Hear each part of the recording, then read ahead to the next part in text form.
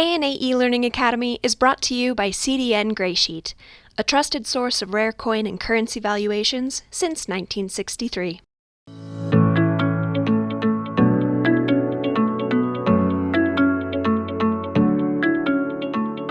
My name is Andy Dickus. I'm here at ANA headquarters in Colorado Springs. Welcome to the ANA's eLearning Academy. I'd like to thank the Graysheet for their continued sponsorship of our eLearning program, and I'd like to thank you all for joining us today. Today we have a very interesting presentation from a longtime summer seminar instructor, ANA board member and current vice president of the American Numismatic Association, also a prolific author who you are probably all aware of, Joe Boling. And he's going to be doing a presentation on paper money made to deceive collectors. And Joe, if I'm not mistaken, this is kind of part two of a previous presentation that you gave in October, was it? Right, and there'll be another part two. I'm finishing up two different webinars that I had more slides for than time. Okay. Well, so great. So if you want to check out part one, everybody, it should be on money.org and our YouTube channel. And then look forward to some other presentations from Joe on this subject coming up in the near future. With that being said, Joe, I will give the reins to you. I am Joseph Boling. I'm a 47-year member of the ANA, a 51-year member of the International Banknote Society.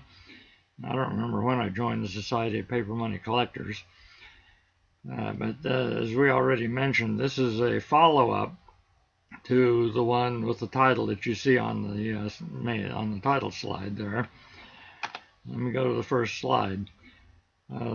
This is the next slide in the set, which I didn't get to.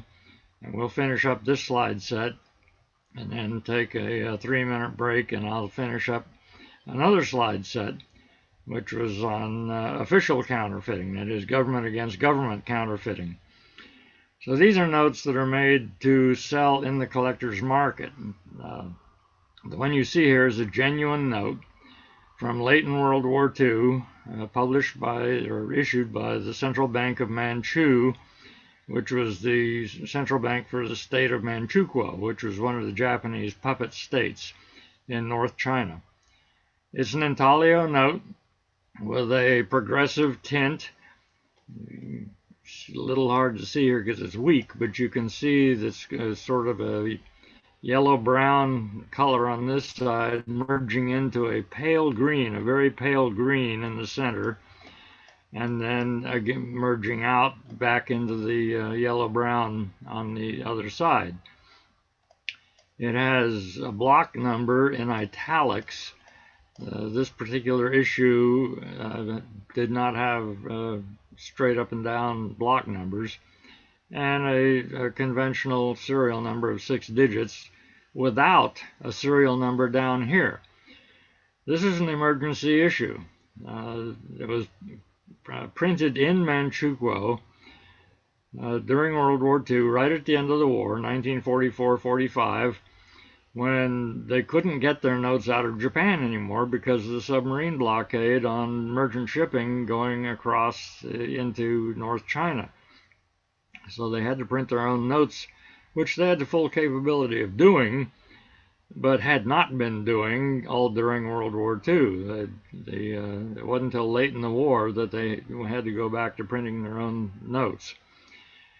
Now, because this was an emergency issue, issued late in the war in low numbers, it was quite scarce, bordering on rare in the Western world until China opened, until China and the West reached the détente and began to do some trading. These notes just didn't get out of China into Western collectors. Now here we have the pair, the one you just saw, and the counterfeit, the one made for collectors. It's lithographed. It's much more crude. You can see that the tint here doesn't fade gradually from green to yellow-brown. It changes abruptly on each side. The serial number is composed of 6 digits, but the first 2 are fixed, and only the first 4 are fixed, and only the last 2 vary. You can see the size is larger for the 2 that were varying, and the leading four, which are fixed, were considerably smaller, noticeably smaller. And this particular one was also doubled. You can see it's 5314 printed twice before they got the 78 on. This note, when I bought it, was about $600. These days, you can get genuine notes for $300 to $400 or less, depending on how beaten up they are. But because it was an emergency issue, it was easy to move in the West because nobody expected any better. They figured, all right, late in the war, the printing plant is in dire straits. We're not expecting Intaglio notes. We're not expecting a full-up variable tint. And these notes were easy to move in Western circles. And still, yeah, I said it cost me $600. That's what this one cost. The fake cost me $600 when I bought it. I don't remember what I paid for the genuine, but it was less than that when they finally came out. So this is one that you want to look out for because it's a pricey note. You can see they didn't even get the color right. This is the original color of the notes that had been coming from Japan, but they apparently didn't have that shade of ink in Manchukuo when they were printing these notes, and they went to this pale violet color up here. This is the proper color for this particular issue. This was the color for the issues that had been printed in Japan, and the counterfeiters who were doing this up for collectors apparently didn't realize that this was the color they wanted, and this is what the color that they provided. You can see the difference in the quality of the print here between the Intaglio portrait and the lithograph portrait. It's quite striking when you have them side by side. All right, here's another piece that has been counterfeited for collectors. This is the original note. This is printed before World War II started in the West, before Pearl Harbor. It was during the period when Japan was already invading China. Japan went into China full up in 1937, and that war had already been going on for over 4 years before they got around to bombing Pearl Harbor. This is a full Intaglio note, except of course for the elements that are always letterpress, which are the serials and seals. And it's on paper has silk threads embedded in it. You can see these silk threads in the paper. That's the security feature, in addition to being Intaglio. And it was published by the Federal Reserve Bank of China in 1938. That's the date down here, 27th year of the Republic of China, which was 1938. Here's a close-up. Well, I lost my cursor. Okay, there's a close-up of the silk threads right up there in the main face. Now here's the replica.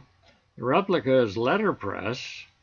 You can see the ink ridges along the edges of the print here, which is diagnostic of letterpress, where the ink was pushed out to the edges of the printed element by the pressure of the printing. Letterpress is from a raised type surface like a rubber stamp, and the Intaglio is from a engraved plate and does not demonstrate this kind of push out along the edges. These silk threads are colored pencil. They're red and blue colored pencil that was hand applied to the note. And you can see that they don't look quite like these threads that we had back here, which A, are much thinner, and B, are, curved, like threads would be if they're in paper slurry when the paper is being made. Now the next one here This is, some kid was told, all right, here, take these pencils and put lines on this note, and the kid didn't understand at all what he was supposed to be doing. So he just scribbled these lines on here in essentially a parallel fashion, which is not the way silk threads appear at all on genuine notes. Now, not all of these fakes have this particular diagnostic, but if you see that, you know you're looking at something that's not quite right. In addition to that, the 8 up here in the serial number is upside down. So there's 2 strikes against this note right from the start. And the first one having been that it wasn't Intaglio, the second being that the threads are wrong, and then third, the problem with the serial. Now here's from the same bank. This is the high denomination note of this series. This is much later. It's undated, but this was done in probably 1944. It's also Intaglio. It circulated very lightly. Almost none of these got into circulation in North China during the war. It's from an Intaglio plate. There is no tint in the background. What you see here is part of the Intaglio plate. There's no separate colored tint. And it's got letterpress serial numbers. You can see these little lines up here, diagnostic of a proper serial numbering machine. Yeah, there's a little bit of a hint. Yeah, they didn't quite show up on the last 2 digits, but they're there. So this piece, being a late issue and high denomination, is also fairly expensive. It's in the multi-$100 range when it's legitimate. And here we have an example of a piece that was printed for collectors. And you can see that the quality of the print of the serial is greatly deficient. You also find this with no block number at all, only the brackets, but the block number was omitted on this counterfeit. I don't remember whether this one was lithographed or letterpress. Not getting enough magnification here to see. You really need 20 power blow up to distinguish the printing technology. But again, like the portrait that we saw earlier, you can see that the detail in the engraved piece is considerably finer than the detail in the counterfeit piece. So watch for this one, because these fakes are out there. I've had this one for a long time, but I don't own all of them. Alright, here we have a different puppet bank in North China.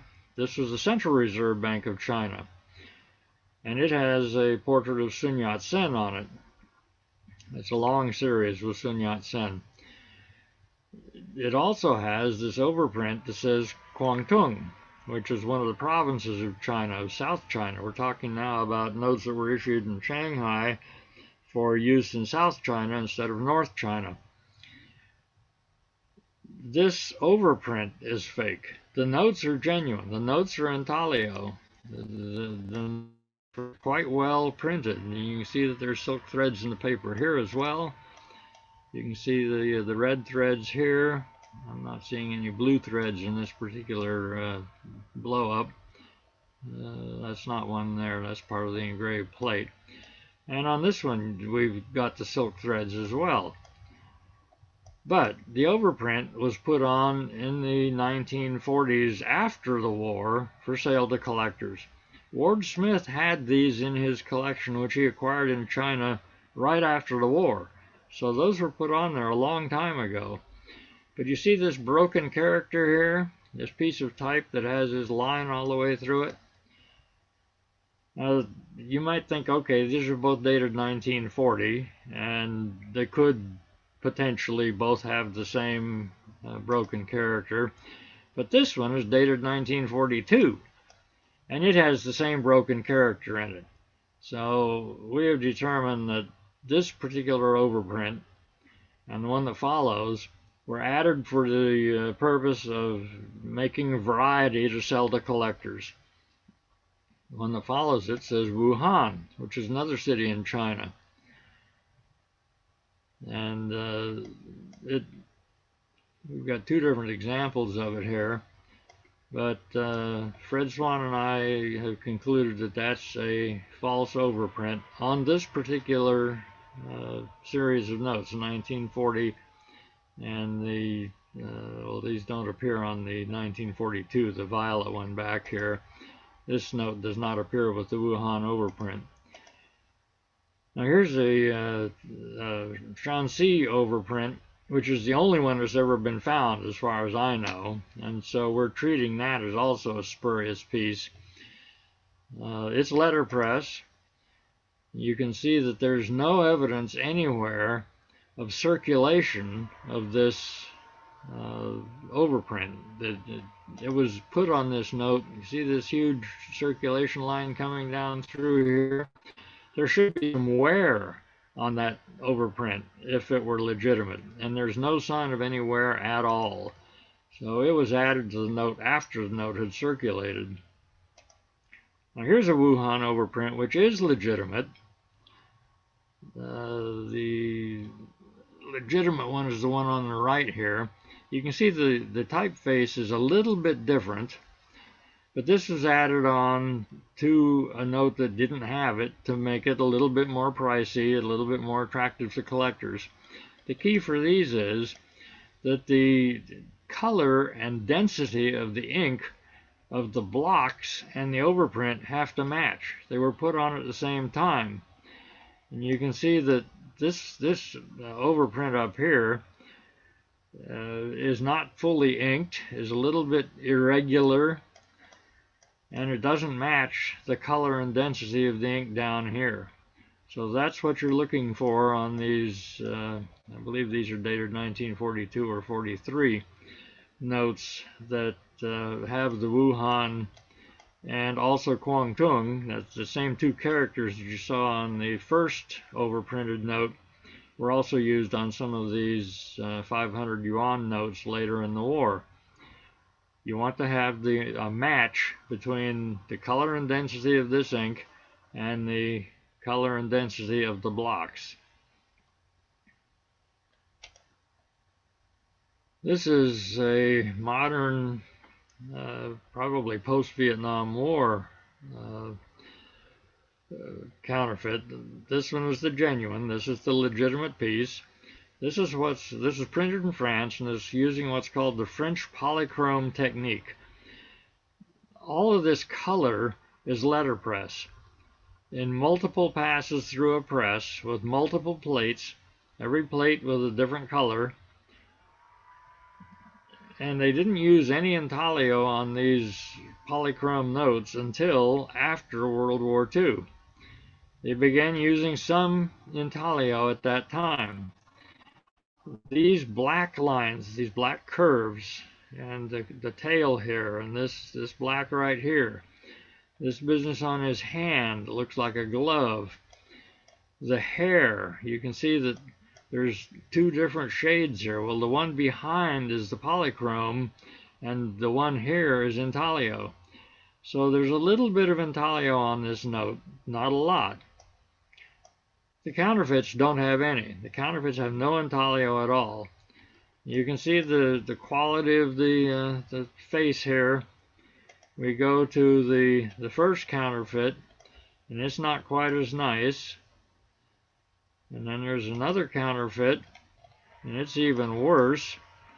The problem with the reason these things were created was that somebody at Krause Publications, who was putting values on notes in catalogs, listed the counterfeit as a listable note and put a high value on it. So once it came out in the catalogs with a high value, the counterfeiters went right to town to create more examples of it. The first counterfeit had been for circulation. The later counterfeits were made to sell to collectors. I've neglected to mention this is a note from Cambodia during the period that the French were still controlling Cambodia.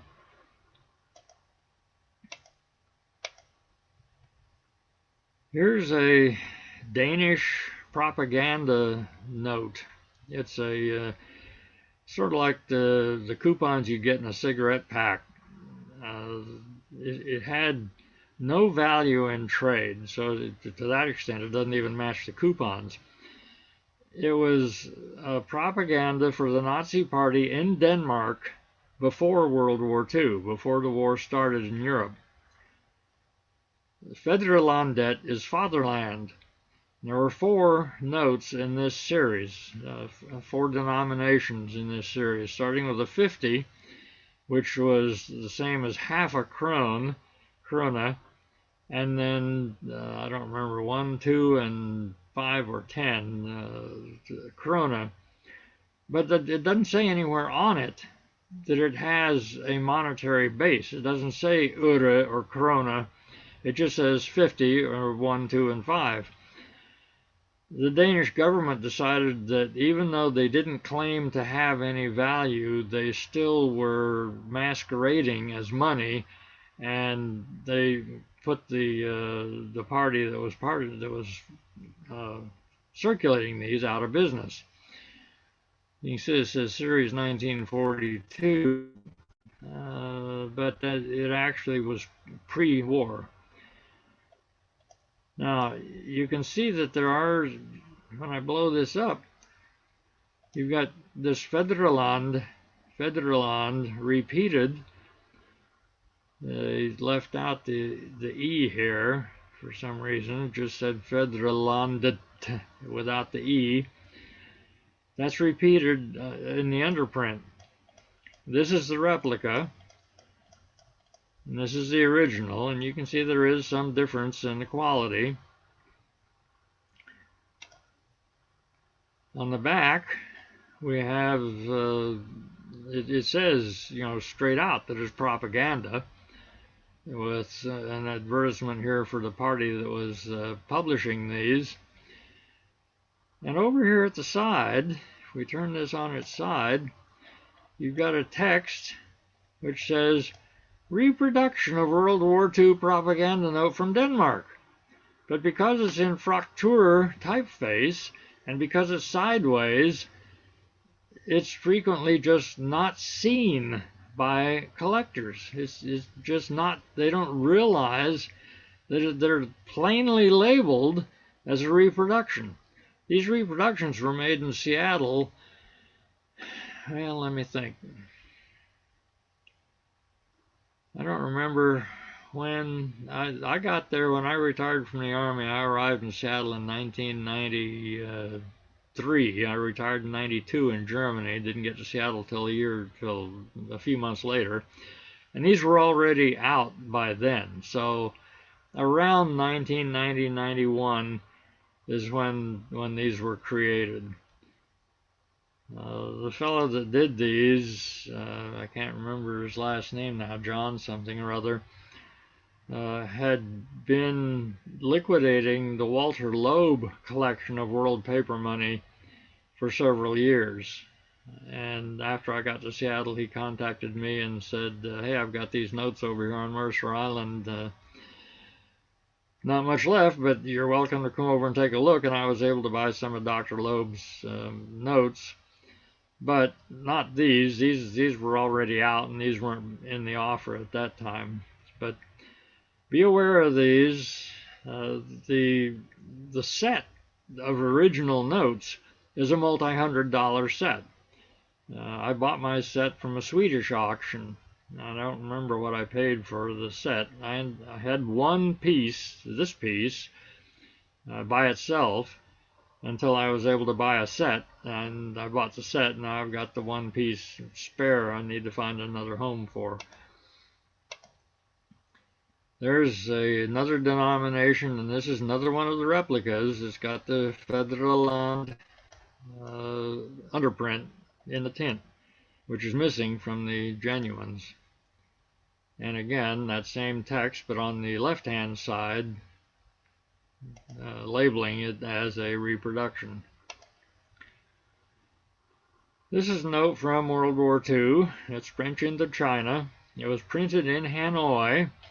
The IDEO here is the Institut d'émission d'Extrême Orient, the issuing organization, or the issuing office for the Far East. That was the printer, but it was a government office. This note comes in 4 color varieties. This is the scarcest. It's the last color variety. They're letterpress notes. They didn't have high-quality production equipment at the Intaglio print plant in Hanoi. The first ones of these were blue, and they had a hand-signed signature here, and the other 2 printed. And then came green, and it went to all printed signatures like this one, and then a brown, and then the pink at the end. All of them on watermark paper with a very elemental wavy line, parallel wavy line watermark. Now this business with the mismatched serial numbers is not a mismatch, because one of these is a fancy block number and the other one is the actual serial number. This is part of the French numbering system, and I don't have time, and it's fairly complex. I'm not going to go into the French numbering system here, but that's not a disqualifier. The fact that the serial numbers, apparent serial numbers, don't match is not a problem. They also come with several different letters up here as block letters, super block letters over the block letter that's on the serial number itself. This is a scarce piece. It's a $100 note, and this one showed up, well, not this one here showed up in a stamp auction in Florida in about 1989. That must have been about 1990. I wrote to the auctioneer. This was the days before the internet. All you had was a written description in the catalog and maybe a photograph with not very good resolution and probably not in color. So I sent in a bid, and I said, before you execute this bid, make sure this note has a watermark in it. So, of course, I got the note and it had no watermark. And I wrote a not very pleasant letter back to the auction house saying, well, you guys didn't pay any attention to what I said. I told you what the watermark was supposed to be, where to find it, and this one has nothing, no hint of a watermark. So you should have withdrawn the note or sold it as a counterfeit. But because I'm interested in fake notes of this period, I'll keep it. Well, it cost me $75 back in the day, and it was more than I wanted to spend for a fake note, but it was the first time one had come my way for this particular issue. Now there's the watermark. This should be in it. Parallel wavy lines. And here's the note that I got from the auction house in Florida. There is a hint of something here. I'm not sure what, but that's the only one that appears in the whole note. You don't have the parallel, and I told them how many millimeters apart they should be as well. But that's what you need to look for in this particular series. If you find one of these pink notes, check for the watermark. If the watermark's not there, you're not looking at an original piece. Now here we have one that's made to sell to tourists. This is a modern piece. This is a note from the German concentration camp in Lichtenstadt, or Lodz, L-O-D-Z, Poland. There's the name in German, Lichtenstadt. Signed by the elder of the Jews in Lichtenstadt. This is the signature of the elder's name. I can't remember what it was at this time. 15 May 1940. So this is during the war, that after the Jews had been locked up in the ghetto in Lichtenstadt, and they were circulating this note internally for their own commercial use. And now, after the war, when tourists come over to Poland and want to see what was going on, this is what they're selling in the souvenir shop. Well, of course, these have now gotten into collector channels and sometimes are being offered as legitimate Liechtenstein notes, which they are not. You can see that it's not two colors and it's the wrong size. That's 50 pfennigs. There's also a 1 mark. This is the back of the 50 pfennigs. The replicas do have serial numbers in letterpress, so to that extent they look like they're legitimate. Here's the 1 mark. The genuine note is green. The reproduction note is brown. It has a legitimate running number over here. When I say legitimate, I mean it's letterpress, and the numbers do vary, from note to note. Oftentimes on a counterfeit, they don't have the capability of printing running numbers because it's hard to find these kinds of serial number blocks if you're just a corner print shop operator. So they typeset a number and then print the same number on every note. And the tourists who are buying it don't notice that and take the thing home and think they've got a legitimate souvenir of one of the Nazi internment camps. Liechtenstein was not a death camp, but it certainly was not pleasant to live there. Now here is one of the camps, but Auschwitz did not issue notes in this design. This design was used in 2 or 3 of the other camps, but not in Auschwitz. And it's actually for the canteen in the camp for the guards to use. It was not for the inmates to use, it was for the guards. And there should be a serial number here, which there is not. So whoever prepared this one to sell to collectors failed to insert a serial number at all. Here we have a propaganda leaflet, the one on the bottom, prepared by the U.S. These are actually being printed in, now I can't remember the name of the little town. There's a Corps of Engineer map printing plant outside Heidelberg, in a little suburb of Heidelberg, where these notes were being printed. A full color face, and then a propaganda message on the back.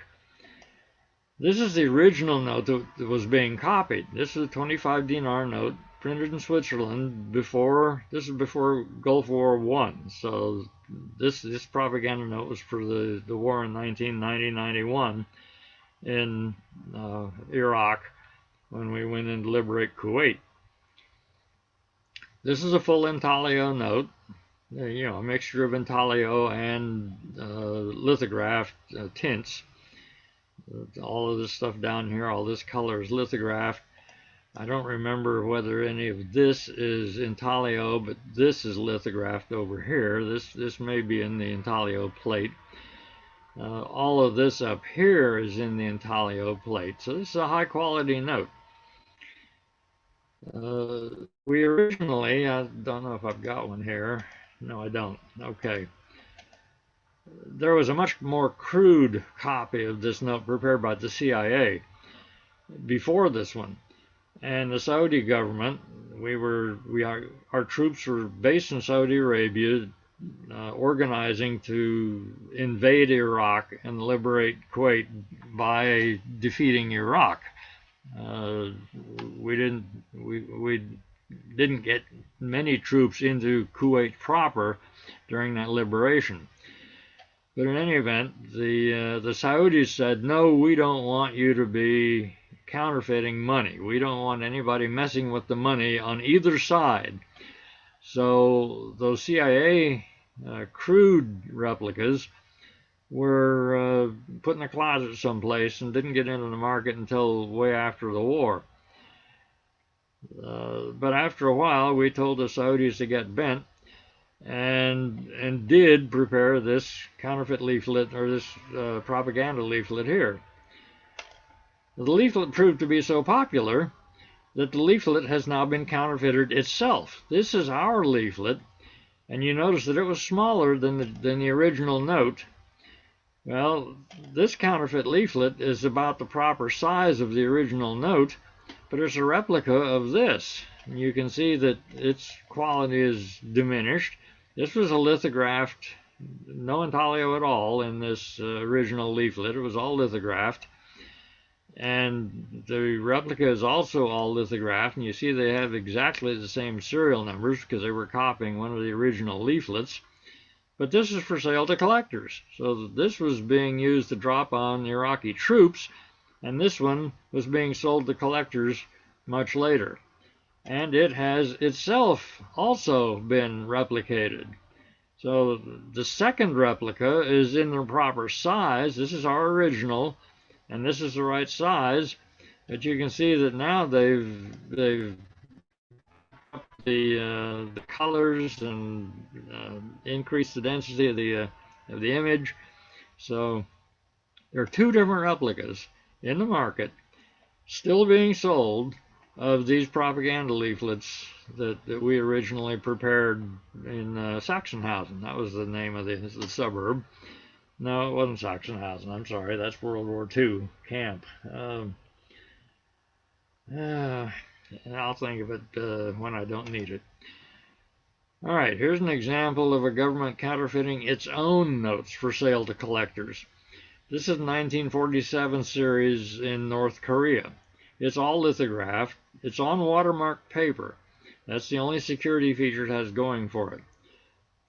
When North Korea started to really feel the pinch of isolation from the rest of the world, and they really needed hard money to prop up their dictatorship, the elite of North Korea live a good lifestyle. The rest of North Koreans live a very frugal lifestyle, and that's all financed by whatever hard money they can get out in the Western world. So they said, all right, we got collectors out there. These notes are demonetized in North Korea. Nobody can spend them up here. We'll reprint them and sell them to collectors. And they did that through an office in Hong Kong. It's on plain white bond paper, stark white paper with no watermark. This is these two notes are now on a light box, so you can see a little bit of the design from the back showing through to the face. Here's the watermark in the genuine note. It's a star, a repeating star watermark, which is hard to see the pattern with all the print over it. But it's quite obvious if you hold it up to the light that there's something. It looks like mottled paper, but you can certainly see the change in the density of the paper around the edges, around the borders. And there's the counterfeit. No watermark in evidence whatsoever. And if you put these under ultraviolet light, this one being modern industrial bond with brighteners in it, will try to knock you out of the room with the brightness of the UV, whereas this one with no brighteners does not do that.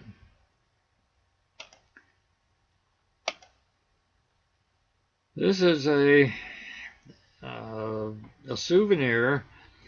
It says right on it, war souvenir, Malayan war souvenir, prepared by the British planters coming back into Malaya after World War II. The people who owned the plantations, mostly rubber, which is why the West and Japan both wanted Malaya, because it was a source of rubber. This is before we had synthetic rubber. In fact, synthetic rubber was invented because we could no longer get rubber out of Malaya once the Japanese occupied it.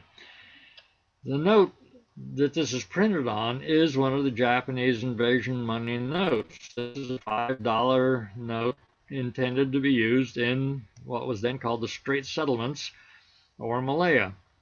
Malaya was part of the Straits Settlements. Straits being the S-T-R-A-I-T-S, Straits. The dollar denomination has nothing to do with U.S. dollars, and you still find in old advertisements the claim that these Malayan dollar notes were intended to be used in an invasion of the U.S. Well, that was not correct.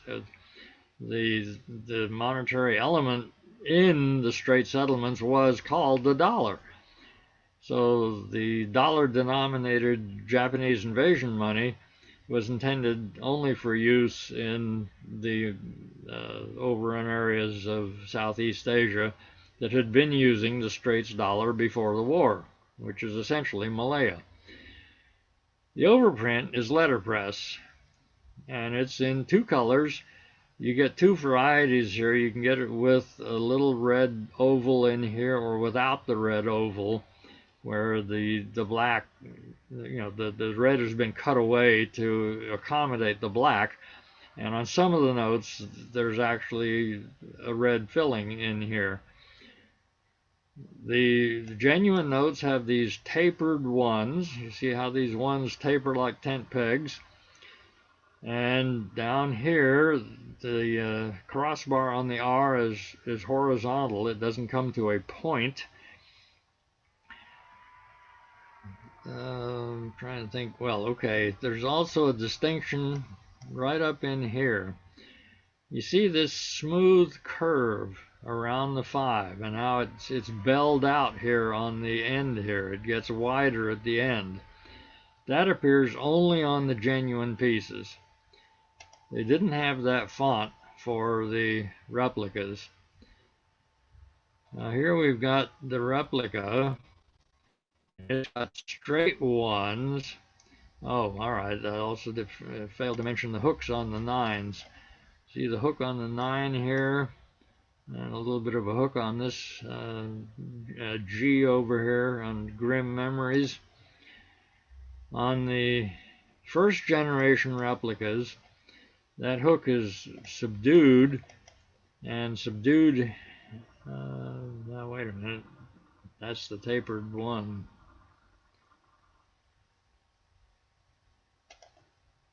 Yep, okay.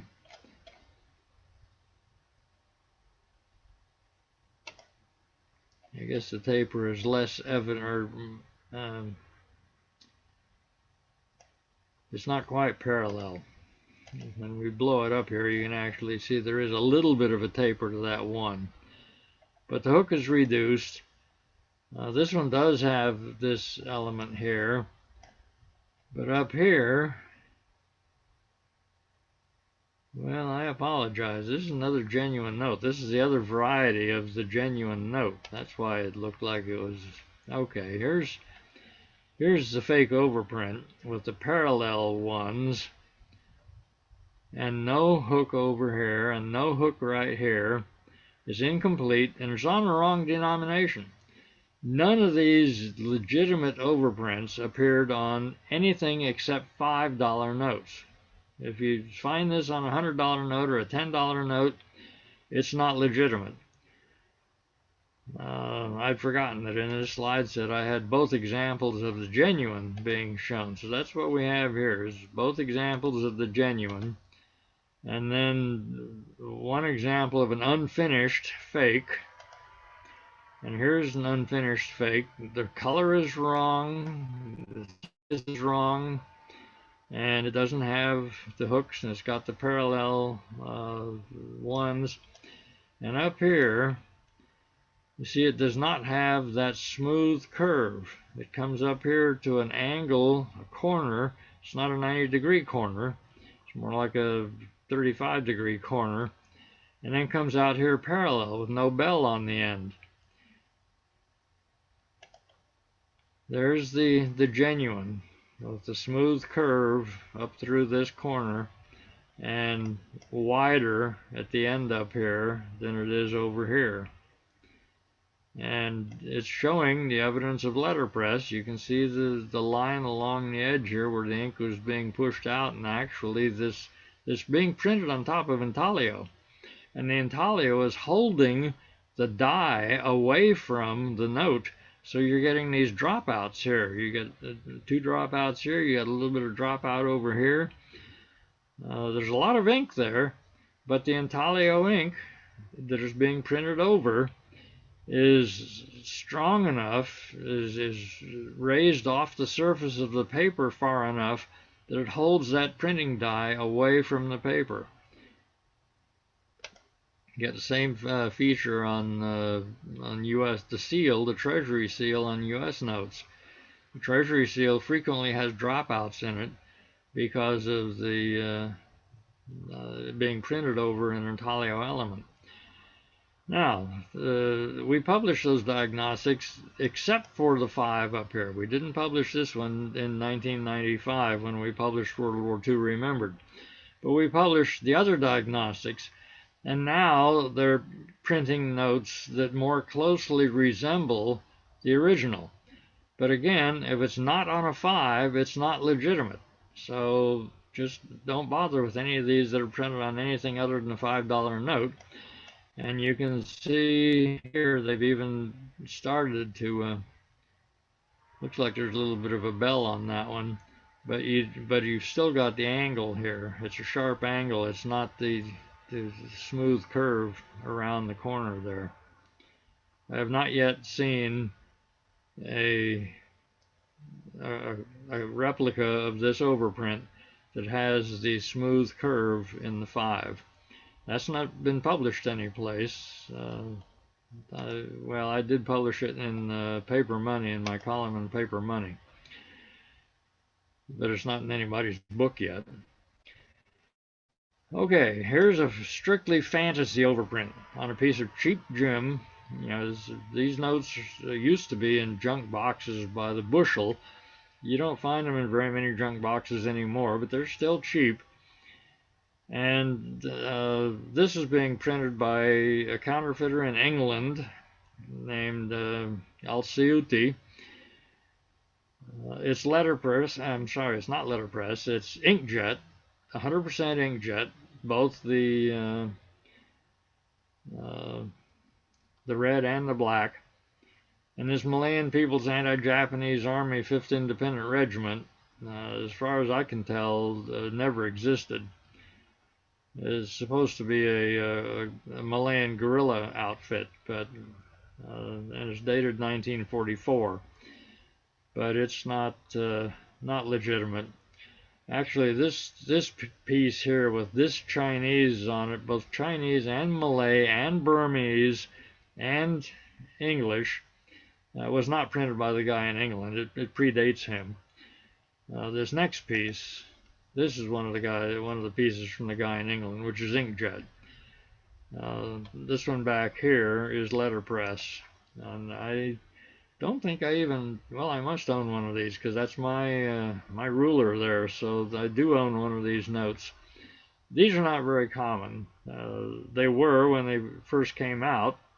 Probably they printed 2 or 3 packs of them and sold them to collectors and tourists, but these are still being made to this day. You got this one with a flag that only covers half the note, and now he's got the one with the flag that covers the entire extent of the note. It's a long banner. But none of these, with these kinds of overprints, were ever original. This is a Yugoslav note with rubber stamps, revalidating it for use in Montenegro during World War II. After Montenegro was liberated from the Italians, the Allies threw this rubber stamp on these pre-war notes from Yugoslavia, which I believe were already demonetized in Yugoslavia, but still available in somebody's warehouse or a bank vault. And they put on these verificato, verified rubber stamps. Now, the original rubber stamp is 31.5 millimeters across. The fake rubber stamp is 30 millimeters across. And the fake rubber stamps date back into the 1970s. And here we've got one that's set up to show exactly the same space at the top. But you can see that this is 1.5 millimeters smaller than this one over here. This is a genuine piece over here. And this is a fake rubber stamp. And it's a real rubber stamp. It's not inkjet laser. It dates back from the days before we had digital printers. There aren't very many of these in the market any longer, but be aware that they exist. I always carry a millimeter ruler with me in my pocket, in my card case, that I can use to measure this kind of element. You know, there's lots of other places, uses for a small ruler. And I always carry a 20 power glass in my pocket that I can use to determine whether this is a real rubber stamp or is inkjet. And they are, you do get inkjet ones now. Here's one right here. Now you see that this is the proper size. So this guy has copied this design, but done it in Photoshop, so that he's very good a very good Photoshop user. He knows exactly how to get an image off of a photograph and then use it on a note that didn't have that image on it to start with. He's lifted overprints from lots of different notes on the Heritage website and then applies them to notes that don't normally have it, and gets all kinds of money for those things on eBay every week. So here we've got the real rubber stamp and the inkjet. Let's see if I've got, there's the inkjet version, and it's hard to make out here, but I think I've got it magnified. Yes, okay. Here's the rubber stamp version, and it shows the letterpress features. It's got the ink pushed out to the edges of the rim of the rubber stamp. It actually bounced when it hit this paper. You can see a shadow of the A here, and a shadow of the T here, and a shadow of the O over here. And there it is at high magnification. The ink reflects light back at you after it's dried. And there's the inkjet version. You can see the inkjet version is much more crude. It's got all these little speckles in places where they don't necessarily belong. And there's what it looks like at high magnification. So be aware that those are out there. Now, going back to the slide we had before, notice he's done a good job of copying the rubber stamp, and look at the structure that she's on. She's up on the top of a tower. Here's a new version of that, which is a real rubber stamp. It's not digital, but this is a modern version, much more crude than the original. And these are in the market today. I bought this from a Lynn Knight sale. They knew it was bad. They described it as bad. And I bought it because I wanted another example of a modern, this is the proper dimensions, it's 31.5 millimeters, and it's a real rubber stamp. It's not digital. But the character, the quality of the image is just really inferior. There's the genuine rubber stamp over there. You can see she's got a face, she's got a turreted crown, and she's holding a sword up here. And on this version over here, there's a sword there, but is that an arm? There's hardly a face there at all. And the crown has only one little spur on it here. It's also missing the crossbars on the R and the T. You go back here, see the crossbar on the F sticks out. Let's get over here to the, well, it doesn't show it real well here, but there's a little bit of an extension on the R here, and an extension on the F, and I don't remember. This is another one that bounced. You can see that this one bounced when it hit the paper. And it looks like there's an extension on the T here. I don't remember now whether there's an extension there or not, but you need to look for those extensions when you're looking at one of these rubber stamps. This is more Japanese invasion money. This was for Netherlands East Indies, which then became Indonesia after World War II. One of Japan's ploys was to advertise themselves as the liberators of Southeast Asia from the white oppressors, the colonial oppressors of the European states. Well, in this case, the oppressor was the Dutch, and they issued this series of notes with their name, Dai Nippon Teikoku Seihu, which is Imperial Japanese Government, but then in denominations in local language. And one of there are scores of languages in Indonesia. It's got the largest Muslim population in the world in terms of population. And there's many different languages, but they denominated these notes not in gulden, which is what the Dutch notes were denominated as. The Dutch occupation notes and the first series of Japanese invasion money were also in gulden. They did it in rupiah. Well, these notes, there are 5 denominations in this series, and they were relatively scarce after the war. They're not multi-$100 notes, but these notes were much less common than the golden denominated notes that the Japanese initially issued. So a footlocker full of these notes showed up in Tokyo. It came out of Indonesia from someplace. And a consortium of dealers in Tokyo all invested in this footlocker, and they were going to make a ton of money on this. Until somebody pointed out to them that all of the silk threads in the paper were exactly identical from note to note. In other words, those silk threads are printed on the note. They're not in the paper. And the note is a counterfeit. So here they now had a footlocker full of counterfeit notes, and they were out a lot of money. Well, that's what happens when you don't pay attention to what you're buying.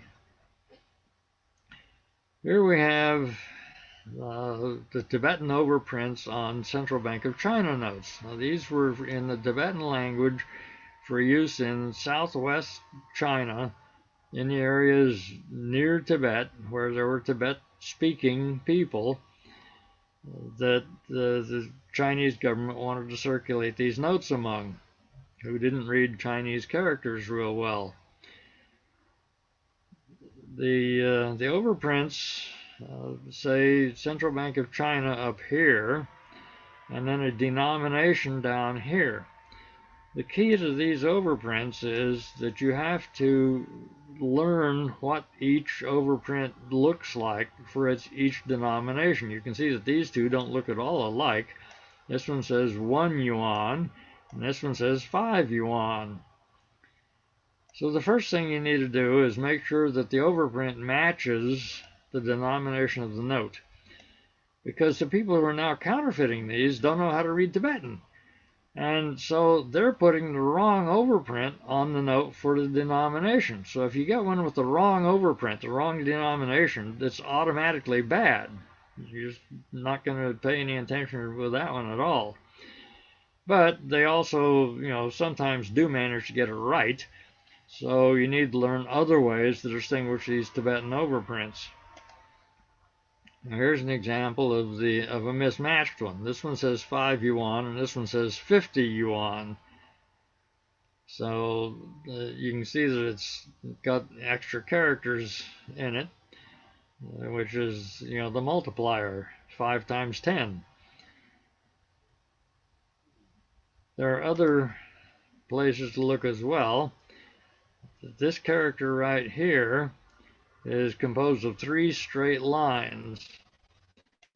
On the counterfeits, some of the counterfeits, it has a little point out here.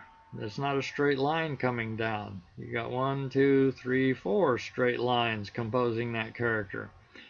Any Tibetan overprint with this character is a fake, no matter what the denomination. This one happens to be the 5, but you find this same defective character here on other denominations as well, so you can watch for that one.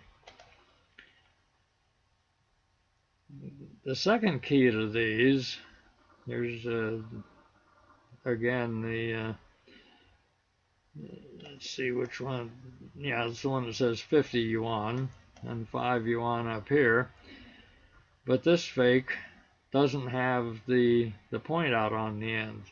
It's got 3 straight lines, so you get fakes that don't have that defective character. You need to, you can't use that as the be-all and end-all. If it has the point, it's bad, but if it doesn't have the point, that doesn't necessarily mean it's good. This one does not have the point, but it's not legitimate. It says 50.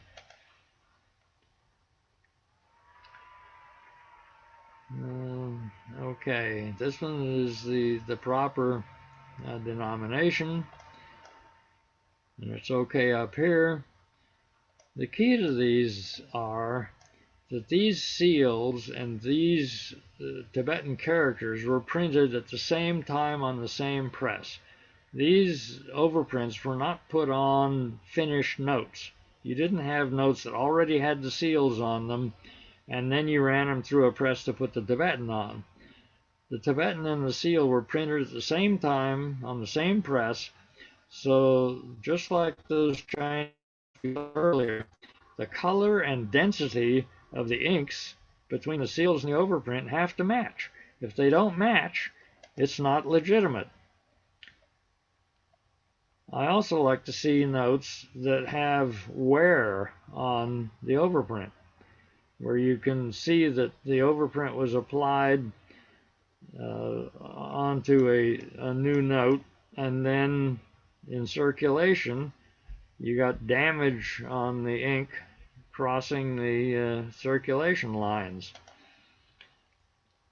Here's the one we're just looking at. You can see that this ink here has been partially removed and the paper fuzzed up a little bit in circulation. Now here we have one that looks like it's the wrong color, but the colors match and the density matches. It's letterpress. You can see the ink being pushed out to the edges here, and it's very thick. It's quite orange. And there's the seal on the same note, again with the ink being pushed out to the edges. This is really an over-inked overprint, because you got a lot of this evidence along the edges of the letterpress quality. Now the 50s, unfortunately, have no seals. The 50s and 100s have no seals. So again, the first thing to determine is, does it say 50? Well, in this case, it does say 50. And the overprint up here is okay. But it says 5 on the back. These overprints were added to finish notes, and the counterfeiter didn't understand how to read Tibetan, and he put on his 5 overprint on the back of this 50. Now, not all 50s have that determination, but if you find that, then you know that it's not original. The received wisdom is that all 50s are bad, that no 50s were actually overprinted by the Chinese government. As I say, that's the received wisdom. I've never found an original source that would say that, but for all intents and purposes, the 50s are considered to be bad pieces. So are the 100s, except that I have now demonstrated that some 100s are legitimate.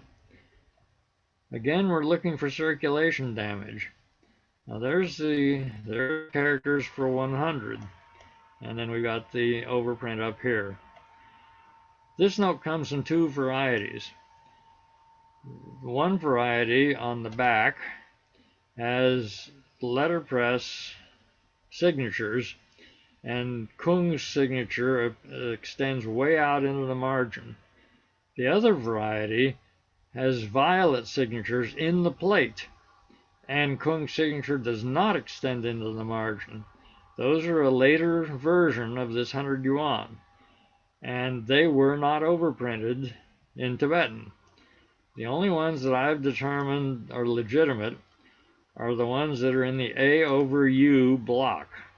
Now, that's not to say that every A over U note is going to have a Tibetan overprint, or that every Tibetan overprint on an A over U is going to be legitimate, but I've never found a legitimate overprint on a note that was not an A over U block.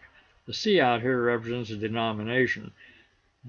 These serial numbers always were ending with an X for the 10, a V for the 5s, and a D for the 50s, using the Roman numeral rubric to indicate denomination in the serial numbers. So this is the only rotating block. This is fixed for all all 100 yuan notes. You can see that this note circulated a lot. This note here circulated even more, and it shows good evidence of the kinds of things I look for in, see this heavy circulation line right across the top of that denomination or the designation, and it's on the other side. We've got a heavy circulation line running across that. Let's get to the close-ups. Okay, there's the one from the face. You can see how it damaged the ink. You've got this line running right across these characters, and every place it crosses the red has been interrupted by the circulation. And up at the top on the back, it's even worse, and it extends across the entire overprint. You've got this circulation damage right through the ink. So that's, a good way to verify a legitimate note that has no seals, where you can't compare the density of the ink on the face seals with the face overprint. And here's the one that you most commonly see with a fake overprint, the B over H block. Almost all the fakes are B over H. I think I've seen one that was not a B over H. I've never seen a genuine that was not A over U.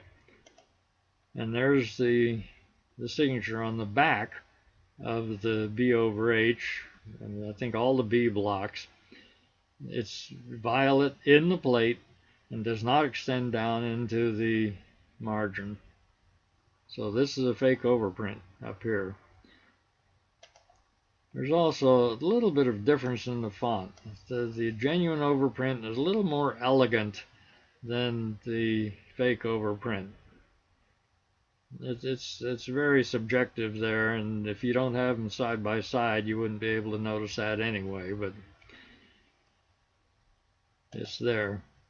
Now here's an artificially aged one. Somebody has taken this note and rolled it up and wetted it and tried to make it look like it was circulated.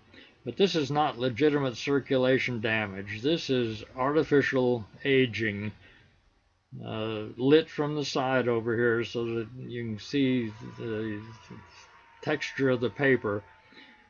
That's not the way notes age in circulation. Tanatuva. You can take it as gospel that every Tanatuva overprint you find is not original. probably less than a dozen genuine pieces known. I do not own one. I don't think I own one. I have one I suspect is probably original, but I can't get the Russian specialist to confirm that it's original. So these come in all sorts of technologies. You got letterpress ones from 40 years ago, and you got inkjet ones from today. Just figure anytime you see one of these Tanatuva overprints that it's going to be a reproduction. There's a note that came to me off eBay with a long story about, well, my father used this during the war, or maybe it was his grandfather, and it's circulated, but it's one of the Philippine victory notes, the Series 66, that has the overprint on the back of the Philippine government. But the key here is that the serial number is the wrong font. Now this is a well circulated piece. You can see that there's damage. It's not a genuine piece to start with. The whole thing is inkjet. But then after being printed, it was put through some kind of a process that would impart all this damage to it to make it look like it was legitimate. And the paper's been soaked in ink. Here's the genuine. There's the font that we used on the genuine notes, and it's just about the same condition as the one that you saw just a minute ago. I like to collect my good and my bad notes in the same condition. But there's the signature of the President of the Philippines, Harry Truman. Well, Harry Truman was not the proper signature there. I don't know who dreamed this up, but the proper signature is either Osmania, which is what this one is, or I can't remember who the second fellow is, but it's not Truman. And there's the difference in the fonts. Now that same font was also used on some 10 peso notes with the proper signature, with the proper president, but it's the wrong font. So if you see this font on one of these Philippine victory notes, it's a modern reproduction for collectors. This piece is from the Greek hyperinflation during World War II. This actually dates from before the hyperinflation started because it's only 100 drachma instead of being up in the millions and billions. It's dated 1941. The inflation occurred after that and occurred very rapidly.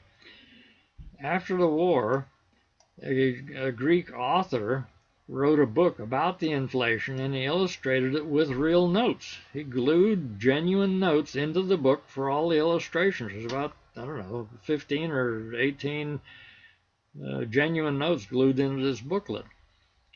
Well, he ran out of this note. He had to reprint this note in black and white. And it actually says in Greek, facsimile over here. But this is in junk boxes today.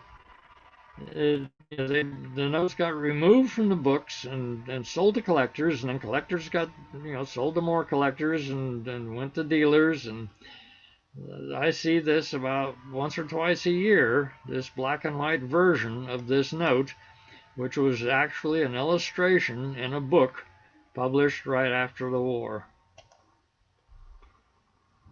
Here we have a note that's printed on canvas. It's on cloth. It's from the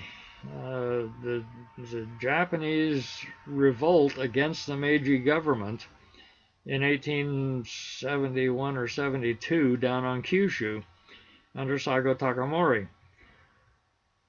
This is a replica of this note. This is a 10-sen note. You can barely make out the character here for 10, but it says gold or money, 10 sen, and there are the same three characters here. Dated Meiji 10, which is, well, let me think a minute. It's going to be 1878, so this is a little bit later than I really remembered. These are being sold today at Kumamoto Castle to tourists. This is what the original was, gray, not violet. The other denominations in the replica set are the proper colors. So the key to these, well, there's two. One is that this is on laminated fabric. There's cloth on both sides with paper in the middle and all these threads hanging off the edges. Whereas this was on, I guess, starched canvas and is not composed of two pieces of cloth with something in between. This is what the backs look like. And the back of the genuine note has a block character right here, and then the 4 numerals for the serial number. The replica has only the 4 numerals for the serial.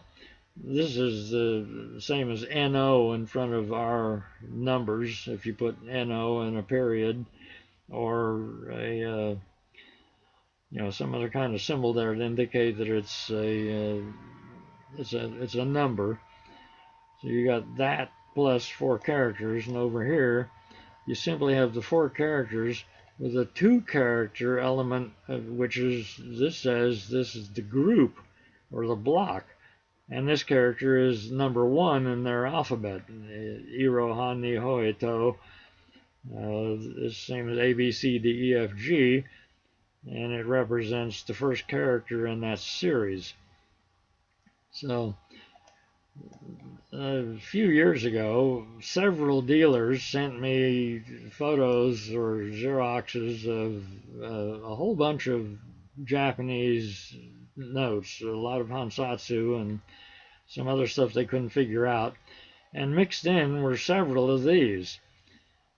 And I think 3 different dealers ended up with that same group and all queried me about what they had, because whoever was trying to sell it took it to one guy. I told him don't buy it.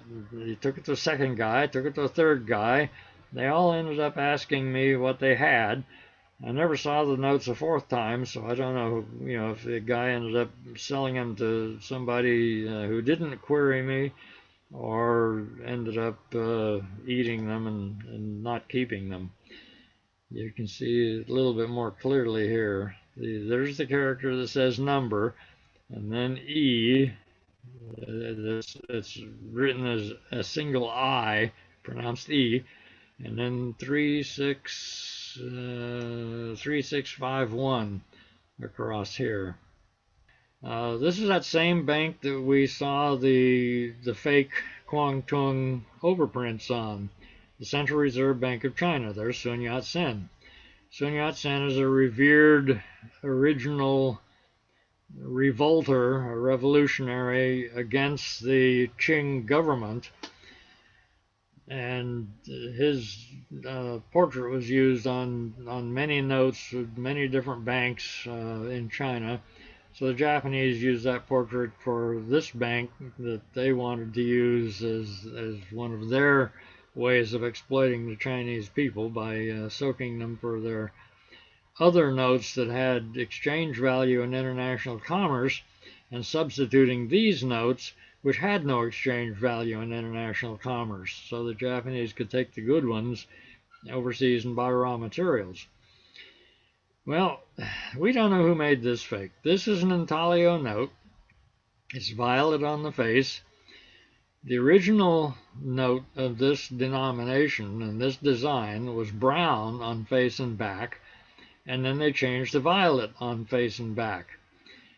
This replica, we don't know who did it, but it was the British, because we have documentary evidence that the British counterfeited notes of this bank, and this is the only counterfeit we're aware of the period.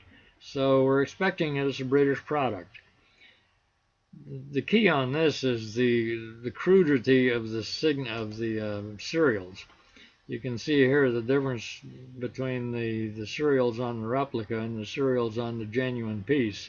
They're oversized, they're very irregular. They do run, it's a running set, it's not a fixed serial number. but that's the easiest way to tell immediately that you've got a bad piece. The first one of these I ever found was in a shop in San Antonio, Almanzar's shop, and a long story I won't go into about how I got to look at his notes, but it was one of the pieces I bought that day.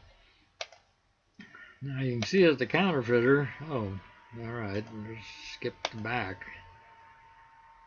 I guess I don't have a photo in this deck of the backs. The back of this is violet as it should be, but the back of this is brown. It's the same color as the original notes in this design. So, why would you make a note that's so obviously defective? It's the wrong color on the back for what's on the face. Well, the one object of counterfeiting notes is not to swamp the value of the original note, but to destroy the people's confidence in the value of the original note. So if you've got counterfeits in circulation, people are always a lot more suspicious, a lot more wary of taking a note from somebody, especially if it looks a little bit peculiar. So you can sow a lot of dissent or dissension in an economy just by circulating a relatively limited number of bad notes.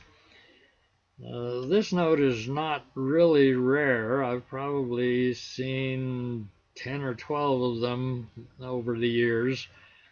So it's out there. If you're interested in counterfeit money, take a look for it. This is the note that the Thais were using when World War II started in several denominations. Printed by De La Rue in London, Thomas De La Rue and Company Limited, London. So the British went to De La Rue and said, we need some money for our guerrillas operating behind the lines against the Japanese. We want you to reprint these notes for us in serial numbers that already exist, that have already been issued, so that they can't be identified simply because they're outside the range of known serials or proper serials. And we'll take them out to well, actually starting in India. They were infiltrated into Thailand through India. De La Rue said, get lost, you're not our customer, the Thai government is our customer. So at that point the British confiscated the plates because the notes were being used by a country that had declared war on the Allies under duress by the Japanese. The Thais didn't really want to be involved in the war at all. They would have preferred to stay neutral, but the Japanese said, well, tell you what, you declare war against the Allies and give us all the rice we want, and we won't occupy you. We will simply harass you. So that's the way it worked out. The Japanese didn't occupy Thailand, but they, under duress, the Thais were involved in the Axis side of the war.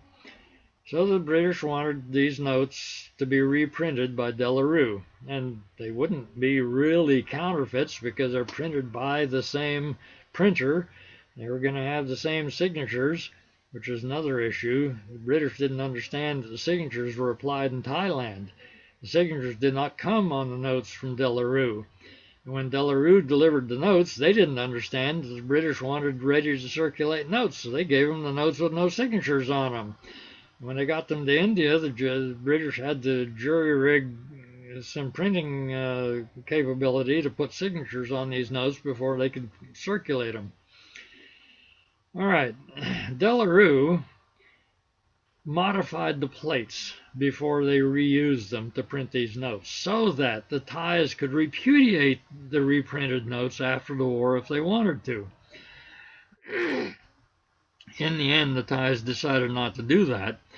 They honored the notes, but De La Rue's action was a real no-no in terms of operational security, because if the Japanese had tumbled to the fact that the counterfeit or the guerrillas were using notes that had been reprinted by De La Rue and imported by the British by airdrop, Anybody they caught with one of those notes with an identifiable mark would be off with his head. And there were a lot of heads that were shorn by the Japanese government, Japanese military during World War II. But as it turns out, the Japanese never tumbled to the secret marks. And these are now called the free tie notes. So here's the genuine, and we're going to be looking at an area right here, an area right here, an area over here. There are several places where the Japanese modified the notes. One of the modified notes, and as I said, we're going to be looking at here, and here, and here. There's the right-hand edge of the shading lines on the first character in the main title here. And on the counterfeit, or the reprint, the first shading line has been removed, just clean gone. Over here, this little indentation here on the genuine note is relatively short, and it becomes much longer on the reprint. And look at this bay here. This is a very close, tight fit here of the shading lines. And there is a big wide open space. That's a naked eye diagnostic. You don't need magnification to see that. As you know, that would be really easy for the Japanese to figure out, or to use as a key every time one of these 5 bot notes, this is a 1 bot note. Every time one of these went through their hands, they would look and see if it had that kind of a bay on it. And up here at this shading line, you've got 3 lines here: Papa Bear, Mama Bear, and Baby Bear. And here Baby Bear has disappeared, and Papa Bear has been lengthened. So those are just 3 areas where these notes were modified. There's also a little modification right here, and other places as well. There's the original with horns on it, and the modified note with the horns cut off. Now these are 1, 5, and 10 bot notes were treated like this. I said a moment ago this is a 1 bot note. I don't own a 1 bot note. The 1 bot notes were all used in circulation during the war. The 5 bot notes are not at all common and fairly expensive, but they're available. And the 10 bot notes are occasionally available. Here's the 10 bot note, and it has different marks on it. You know, they didn't modify the plates in exactly the same way. So we're going to be looking at this area here again, and I'm not sure. Yeah, we'll be looking over here again. But the shading line up in the corner here did not get cut away like it did on the 5 bot. So here's the 10 bot genuine original. And there's the 10 bot reprint. And down here at the bottom on the original, the shading line has just a small indentation here. On the reprint, there's a big gap here. That's another naked eye diagnostic. It's not quite as easy to see as the big bay in the reprint of the 5. You can see there's no change in the reprint here between the original and the reprint of the 10, but this big bay has been cut out here. And up here, the original does not have horns in this case, and the reprint is a little bit broader. That's a lot harder to detect unless you have 2 pieces side by side. Okay, Timor. Timor was a Portuguese colony in Southeast Asia, overrun by the Japanese and then liberated by the Australians in 1945. When the Australian troops were ready to move into Timor, they went to the Portuguese government and said, "We need some of your money so that we can, have something to spend when we take our troops into Timor and liberate it for you. And Portugal said, we can't talk to you, we're neutral. We can't have any dealings with you, go away. So the British said, well, all right, we'll make them ourselves. And they reprinted the Timorese notes in letterpress. So here you got an Intaglio original and a letterpress copy. And the British had only one serial numbering machine, or one serial numbering font, all the same size. You can see that on the genuine here, the font is smaller than the reprint. And the reprint is not Intaglio. So the first thing to look for is this. And this is, you can see this on eBay. Now, I bought one of these notes off of eBay based on the font of the serial number. On the 5, the fonts are almost the same size. A little bit larger font on the genuine, so it's almost the same size as the original font, as the reprinted font, but not quite the same. And most of these notes start with 10. Not all, but most of these reprints start with 10. You can see here this one starts with 10, and the 5 does as well. And here's the 50. Now by the time you get to the 50, the font is larger here on the genuine than it is on the reprint. And there's again 10. And on the one Pataka, there's a genuine piece with a fairly large font. And there's the reprinted piece with the same small font, and again 10. Now the 10 is not diagnostic because some of these reprints don't start with 10, but most of them do. But the font is always the same. They use the same size font on all 4 denominations. In fact, there's a 5th denomination in this series, which I've never seen an example of, a 5 Pataka. I'm still waiting to be able to come up with one of those for myself. Polish. This is a very well printed note, printed in Poland by their treasury security printing operation before the war. Actually, it's dated 1 March 1940, so this is after the war has started. The war started in Poland in September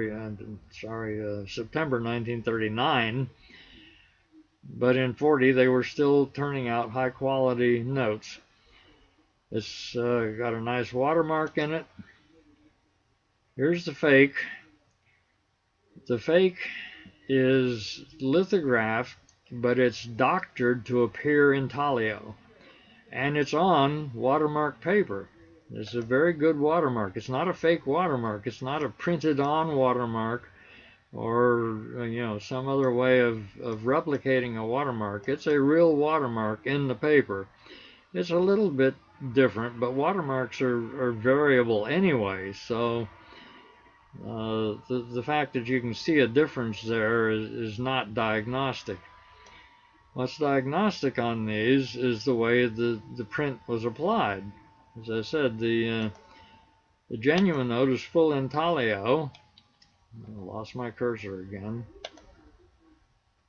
You can see the embossing here from the other side. This embossing is from the face of the note, which is very strongly Intaglio. Now this is the counterfeit, and it has embossing up there as well. The element that we're looking at here is this wreath around the portrait, which is very heavily embossed right through the paper.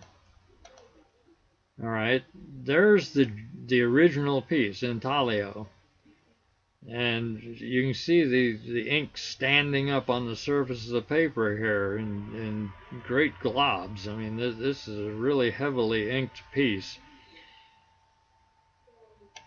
And there's the fake. And the fake has been mechanically embossed to simulate the embossing of the Intaglio note. But the mechanical embossing is a little bit offset from the actual printing. So that's one place that you can look, is in this wreath around the portrait.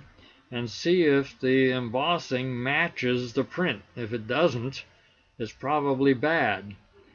The other place to look is down here at these arrows. You can see 2 arrows coming down here and 2 arrows coming down here. And on the replica, there's no shading in the shafts of those arrows. So this is another naked eye diagnostic. You don't need magnification to be able to see the absence of shading in those arrows. But this is a multi-$100 note as a counterfeit, as a circulating counterfeit during World War II, prepared by the Polish government in exile in London, and then dropped in to the Polish partisans that were fighting against the Nazis during the war. Here we have our propaganda for North Vietnam. The original North Vietnamese note is Intaglio. All of this business, all the main plate is Intaglio. You have a variable tint up here, a tint that turns from gray-green to blue, and then to gray-green over here. Didn't want to do that. All right, here's our reprint of that. It's lithographed. It was lithographed at the Navy field printing plant on Guam. And the variable tint is simulated by putting a blue tint behind and then reducing the intensity of the yellow-green tint as it crosses the blue tint. So you get the reduced intensity there and then increased again over here. So there's the genuine, and here's our replica below. And you can see that that's a pretty accurate rendition of that security feature, the variable tint. It's not accurate in terms of being lithographed instead of intaglio. And then we put a propaganda message on the side over here. Well, anybody with a pair of scissors can turn this into a note that will circulate. So here's an example of trying to destroy the people's confidence in the notes. You can see the serial number fonts are pretty close. But if they know that there are counterfeits in circulation and that anybody could have these, we dropped tons of these over North Vietnam. As I said, anybody with a pair of scissors can turn this into a potentially spendable note. Then every note in circulation is suspect, and it can really disrupt operations in the economy if nobody is willing to handle cash, because if they get caught with one of the bad notes, it might be worth their life. There were several of these propaganda messages. They each have a different code number on them. I don't remember whether there was 3 or 4, and we did this in 3 denominations. So there are a lot of these, both leaflets and there are occasionally in dealers' junk boxes here now the lithographed version that's had the tab cut away. So if you're looking for one of these, look at every one you see, and if it's not intaglio, it's one of the ones that you're interested in.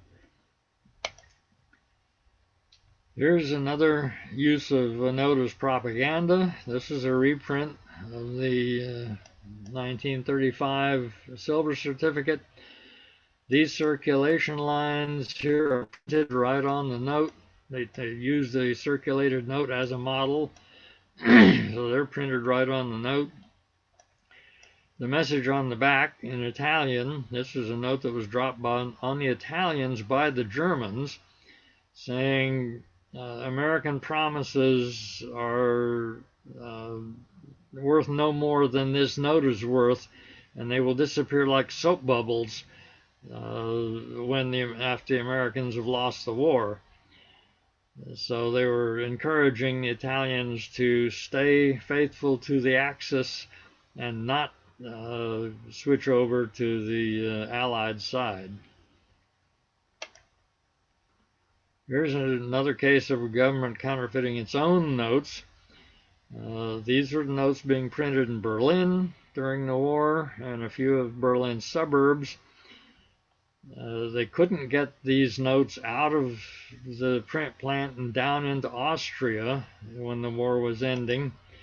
So in Austria, they reprinted the notes locally. You can see the serial number, which is fixed. It overlaps the green plate here by 1 digit. And here, the green plate that was copied has that same stray digit there, an extra digit on what's the serial number that's fixed on all the notes. And the text over here says that this banknote is not a replica. It is legitimate and it will be exchanged for good money when good money is available. So they did this in 3 denominations, 10, 50, and 100 Reichsmarks. This is the 10, obviously. Here's one that we counterfeited for the Bay of Pigs. This is an Intaglio note being circulated in Cuba with Cienfuegos' portrait, but Che Guevara's signature. That's the CHE for Che Guevara, president of the bank. And here's the replica that we prepared. These come with and without serial numbers. This is one that didn't get the serial number. You can see that there is a considerable difference in the quality of the portrait here between the original, which is Intaglio, and the replica, which is lithographed. This was given to the troops that went in over the beaches at the Bay of Pigs so that they could have money to spend once they got into Cuba. And of course, that failed. Here's the one of the ones with the serial number that we prepared. And there's the original serial number on the Intaglio note above. I find these just here and there. They're easy to distinguish if you know what you're looking for in terms of the quality of the portrait. And many dealers don't realize they have them. So it's one that you can pick up. All right, we already discussed the North Korean business. Here is a note from Biafra, which was a breakaway province of Nigeria back in the 1960s, and they put on here a fake security strip. They printed a security strip on the note to make it look as if there was a security strip in the note, but if you hold this up to the light, there's nothing in that paper. There's nothing connecting these, and they didn't actually use any foil or anything like that to simulate the metal of the strip. They simply put that on there to give it a little bit more veracity as a legitimate piece of paper money. The Bank of Biafra did not last very long. I don't remember, it was less than a year, as I recall, before the Nigerians pulled that province back into the country. And I believe that finishes this slide deck. Yes, there was the first slide for official counterfeiting. If you go back to the talk that's on the ANA website, you can find the first example. The earliest example that I know of official counterfeiting, one government counterfeiting another government's notes, was the British counterfeits of the U.S. continental currency. So you can go watch that one at your leisure. That concludes today's business, and we're just about right on our 2 hours. So Andy, do you have any questions that came in on the chat? I'm a YN. I don't really get $100 value bills. Are there any notes I should look out for? Well, there are lots of counterfeit notes in the market. go back and check out. This is the 5th of the e-learning talks I've given. They've all been about counterfeits. So go back and find those earlier talks. The first one for sure was about printing technologies, which tells you, what to look for if you're suspicious of a note. The first thing you need to know is, how is the original note done? And if you know what that's supposed to look like, and then you carry the right tools with you, you can often distinguish a suspicious note from an original if you know how the original is supposed to have been made. Now, there's lots of examples of legitimate notes that are printed with very unsophisticated printing technology. So just because you find a note that doesn't have any evidence of being engraved doesn't mean that it's a bad note. It just means that the government that issued it didn't have the capability, didn't have the money, didn't have the equipment, didn't have the time, for whatever reason, they were unable to print a high quality note. I don't know what to say about what to look out for. The modern notes from, they're not modern. The notes from China, dated 1948 and 1949, on eBay are almost universally bad, unless it's in a grading holder, a grading service slab. And I don't mean one of these fly-by-night grading services in China. I mean our two primary grading services in the U.S., PCGS Currency and NGC, or PMG. Almost all of the offerings in the open market that are not in slabs are replicas that were made to sell to tourists in China back in the day, right after they were demonetized. And those are easy to tell because they've got lithographed serial numbers. Now, not all of the counterfeits have lithographed serial numbers. Nowadays, those notes have become so valuable that really good counterfeits are being made of those with all the original printing technology. Mostly, they don't have the original paper. If the original paper had a watermark or silk threads, mostly the replicas do not, of those Chinese series. I'm not thinking right now of any that have the security features, but many of the notes of that period had no security features in the paper. So they're really easy to fake. Watch my other talks, and if you're interested in this subject, you'll have to invest a few hours, but you'll see a lot of examples. And if you want to see 4 days worth of them and hundreds of examples, then come take my course at Summer Seminar. Any other questions? I checked the chat, Andy. There was nothing in the chat. There was one question in the Q&A. Right. Any other questions for Joe, everybody? That was quite comprehensive. And again, like Joe mentioned, he's got a previous talk that you can find online and on our YouTube channel. And January is part 3 of this, Joe? No, I don't have I've exhausted these 2 slide decks, so I've got lots of other talks I can give, but I've got nothing else scheduled right now. Oh, on the paper counterfeit. Okay. Well, Joe, as always, we appreciate it. We'd love to have you out at Summer Seminar, everybody. We have been missing it the last couple of years. We've tried to make do with this online learning, but there's nothing like the camaraderie of coming out here to Colorado Springs and immersing yourself in numismatics and meeting new friends. So we'd love to have you out here this June. We'd also love to have you out here for our spring convention here in Colorado Springs at the Broadmoor. That's going to be March 10th through the 12th, everybody. Hopefully some of you can make it. Again, I'd like to thank the Gray Sheet for their continued sponsorship of our e-learning program, and for all of you for joining us today. Joe, thanks a lot. We'll have this video up on our YouTube channel in probably within a week. Thanks for joining us, everybody, and keep abreast of other e-learning presentations that are scheduled here for the rest of the year and coming up here in the new year.